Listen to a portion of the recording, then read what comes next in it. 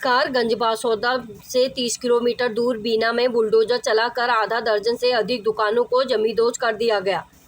RPF और GRF force और police बल बड़ी संख्या में तैनात रहा। रेलवे राजस्व की तरफ से संयुक्त कार्रवाई की गई।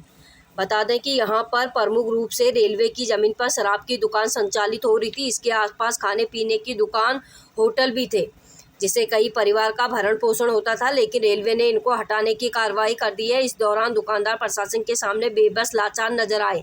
सागर गेट के पास रेलवे की जमीन पर 1965 में चाय की दुकान के लिए एक व्यक्ति के लिए जमीन लीज पर ली गई थी, लेकिन 1980 में चाय की जगह शराब की दुकान संचालित होने लगी। इसके बाद रेलवे पिछले कुछ समय से लगातार बेदखली के लिए नोटिस देने की कार्रवाई कर रहा था।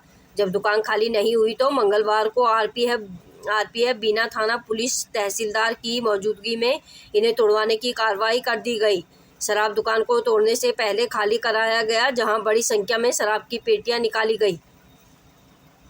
गंजबासौदा से संजीव शर्मा की रिपोर्ट।